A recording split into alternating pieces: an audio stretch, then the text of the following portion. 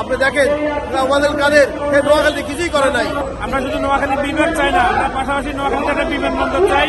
এদেশের অর্থনৈতিক অগ্রবাদে ৩৭.৭৭ শুধু নোয়াখালীর ব্যবসায়ীরা অবদান রাখছে। সেই কুমিল্লাকে বিভাগ করার যে অপচেষ্টা করতেছে, আমরা মনে করি এটা বৃহত্তর নোয়াখালীবাসীর সাথে প্রশাসনমূলক। নোয়াখালী মানুষ শান্তিপ্রিয়, নোয়াখালী মানুষ সুশৃঙ্খল, নোয়াখালী মানুষ সবসময় সম্প্রীতি সৌহার্দ্যপূর্ণ আচরণ করে।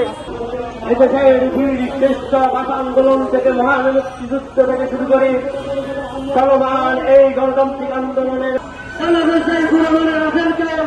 আজকের অনুষ্ঠানের সভাপতিত্ব আমরা আর কোন বৈষম্যের শিকার হতে পারি না। আজকে বাংলাদেশ বৈষম্যহীন বাংলাদেশ। আমরা এই বৈষম্যহীন বাংলাদেশে আমরা কোনো বৈষম্যের শিকার হব না। আমরা চাই সমৃদ্ধির বাংলাদেশ, আমরা চাই শান্তিপূর্ণ সুশৃঙ্খল বাংলাদেশ। নোয়াখালী আমরা নোয়াখালী বৃহত্তর নোয়াখালীবাসী দাবি নোয়াখালী বিভাগ চাই। নোয়াখালী আমরা বিভাগ দীর্ঘদিনের দাবি ছিল।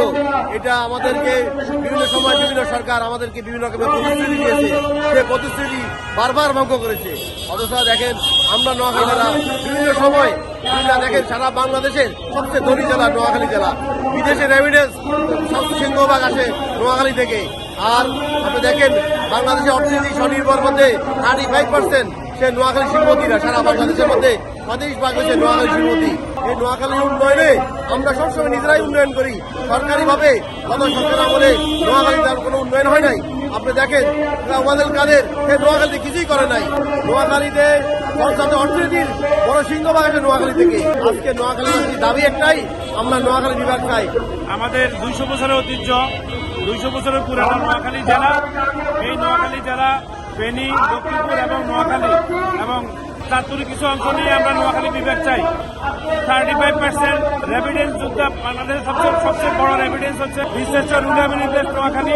প্রশাসনিক শহীদ আব্দুল সামাদের এলাকা হচ্ছে নোয়াখালী। নোয়াখালী ইতিহাস ঐতিহ্যে আমরা শুধু নোয়াখালী বিভাগ চাই না, আমরা পাশাপাশি নোয়াখালীতে একটা বিমানবন্দর চাই, নোয়াখালীতে ইভিজেড চাই। বৃহত্তর নোয়াখালী, লক্ষ্মীপুর, ফেনী সহ সবাই আমরা চাই নোয়াখালীতে নবম প্রশাসনিক বিভাগ বাস্তবায়ন করা হোক।